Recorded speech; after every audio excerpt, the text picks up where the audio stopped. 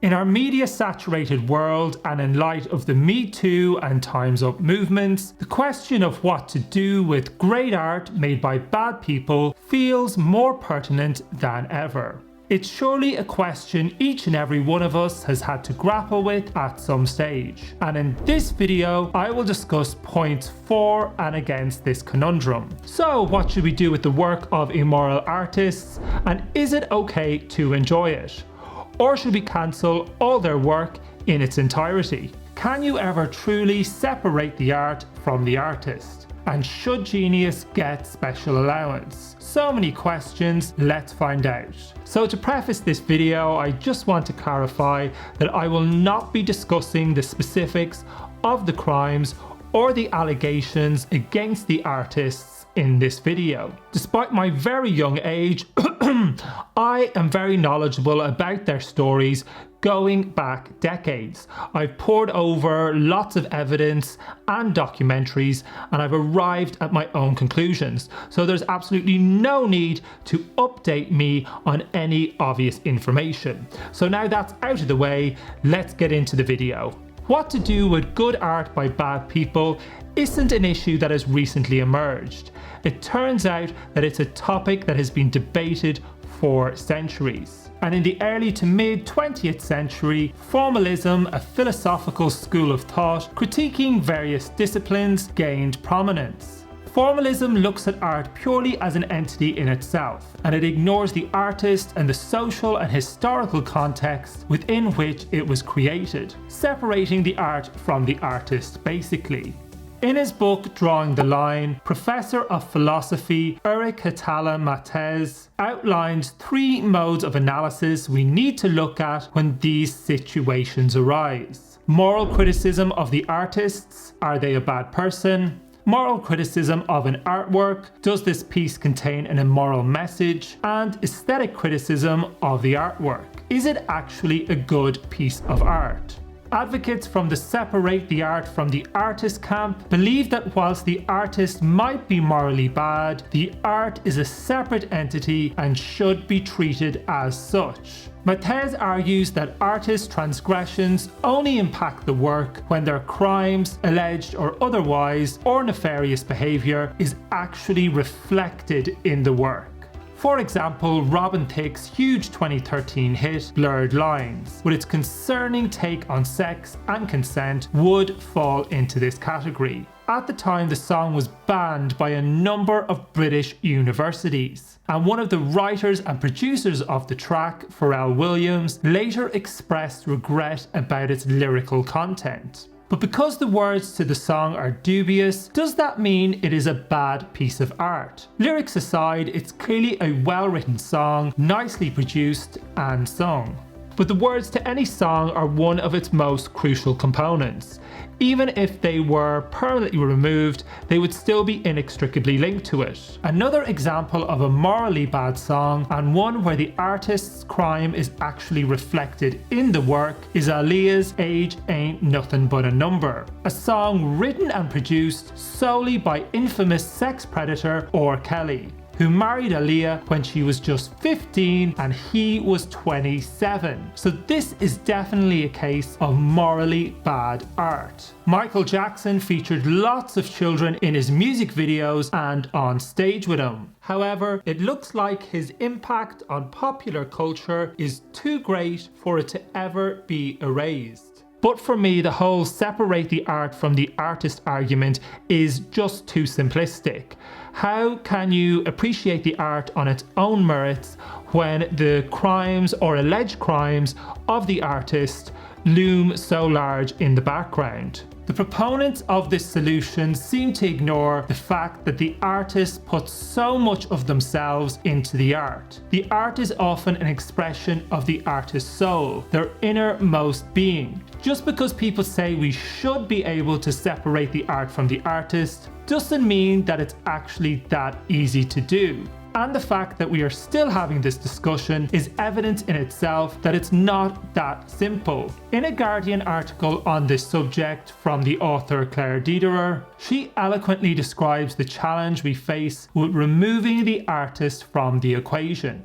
When someone says we ought to separate the art from the artist, they're saying remove the stain. Let the work be unstained. But that's not how stains work. We watch the glass fall to the floor. We don't get to decide whether the wine will spread across the carpet. The stain begins with an act, a moment in time, but then it travels from that moment like a tea bag steeping in water, colouring the entire life. We all make the mistake of thinking we know celebrities when usually all we really know is a persona.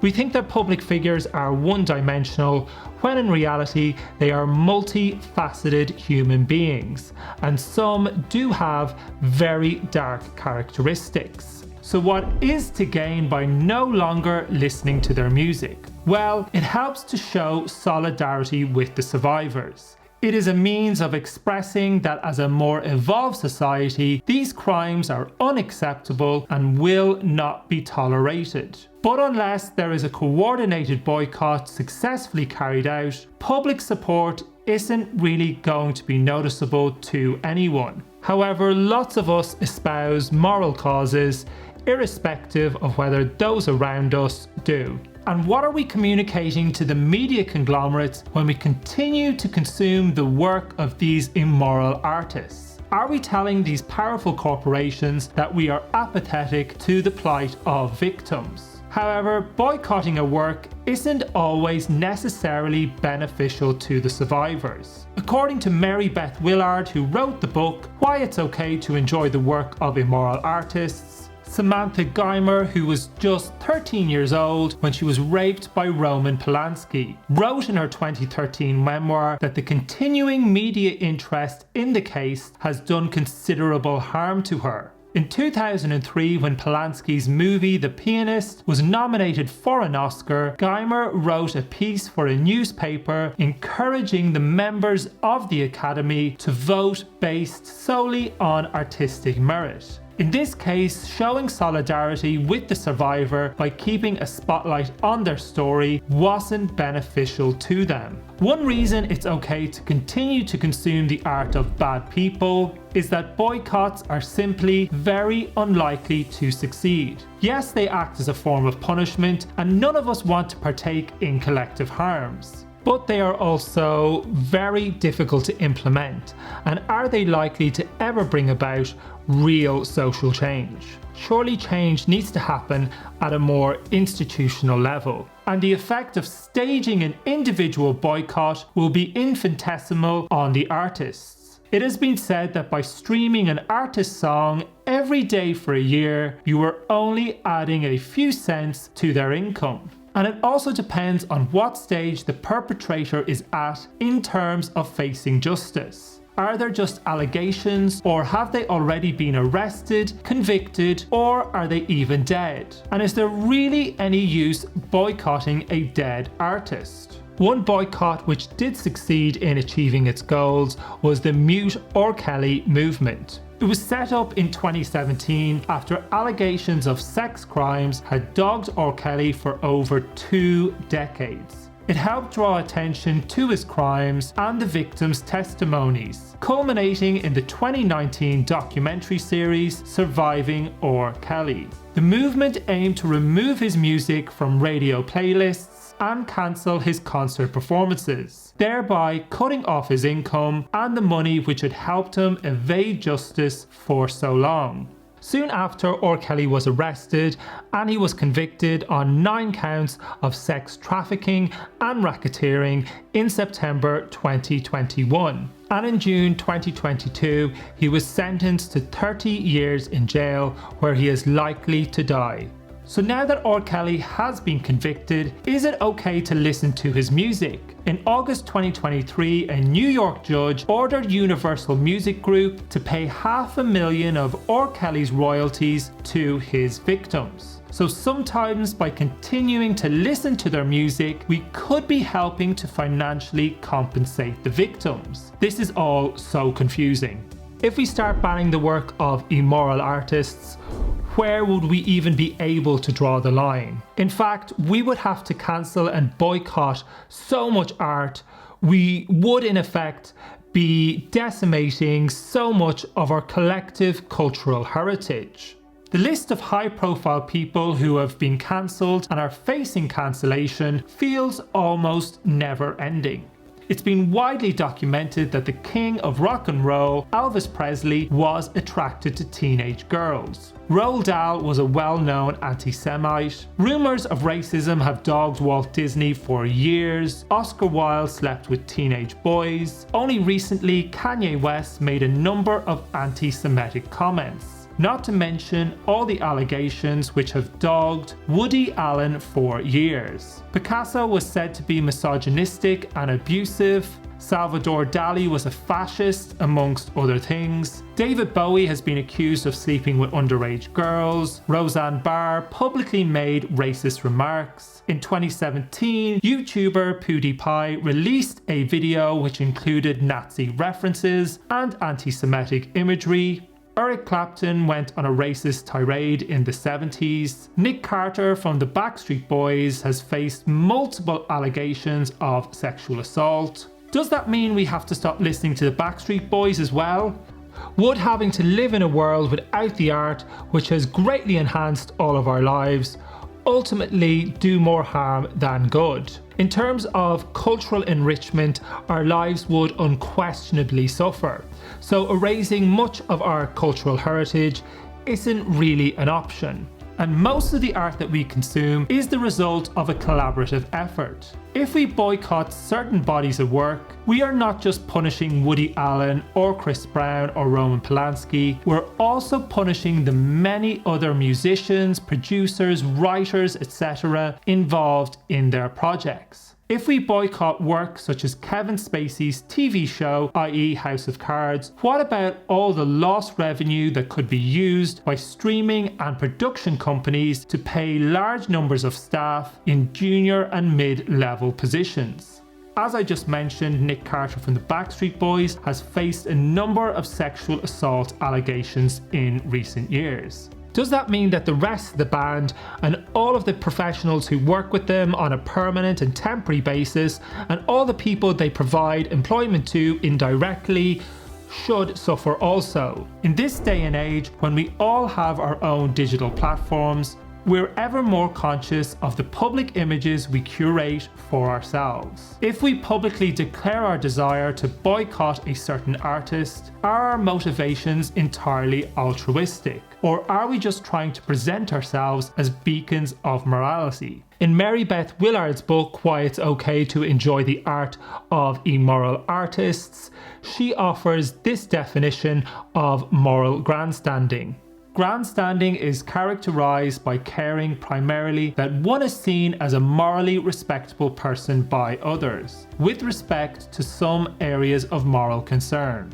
Can moral grandstanding sometimes be influenced by being caught up in the frenzy of the online mob mentality? Do we just momentarily lose our ability to think rationally and independently about a situation? But on the other hand, oftentimes people who have been victims of similar crimes are very triggered by these kind of stories emerging publicly, and it's completely understandable that they would want to take a stand and express their indignation.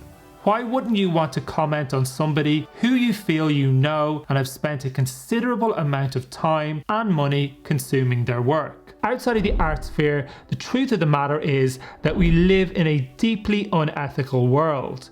And if we were to only engage with ethically sound artists and brands and organizations, our lives would be significantly more challenging and our worlds much smaller. Most of us still eat meat, fish and dairy products, in spite of the lack of ethics involved in these industries. Most of our chocolate, coffee and fruit have been unethically sourced. It's pretty challenging finding clothes sold by chain stores that haven't been manufactured in sweatshops. Coco Chanel was said to have links with Nazis during World War II. As were many of the major German car manufacturers, which are today some of the world's best known brands and which most of us have owned at some point or another. What do we do? Cancel everything? Maybe we just need to accept that the world is just an awful, awful place. It's so depressing. What's the point in any of it really? But I would argue that buying products from an unethical company is not directly comparable to consuming the art of an immoral artist. The product is usually not as personal, they're not artistic expressions, companies are usually faceless entities, and there are countless people involved in the designing, manufacturing and distribution of these products. Not that I'm condoning their nefarious practices either. Admittedly, none of us are entirely perfect, but few amongst us have been accused or convicted of crimes of the magnitude of the artists mentioned in this video. Unfortunately, things are rarely black and white, and there does seem to be a lot of grey area here. Does the art ever truly transcend the artist? Do we suffer with it or without it? In my humble opinion, it's down to the individual how they choose to draw their own lines and whether or not they continue to consume the art. Personally, I don't think certain artists' music should be played in public spaces. They are too close to the final product. If people want to listen to it at home by themselves, that's fine. But for me, most of their work has now been irrevocably sullied. So much of our collective culture. Temporary and permanent basis, and all the people they provide, we would have to boycott and cancel so much of our we would have to cancel. Does that mean, God, what was that? She offers this definition of moral grandstanding. Ow!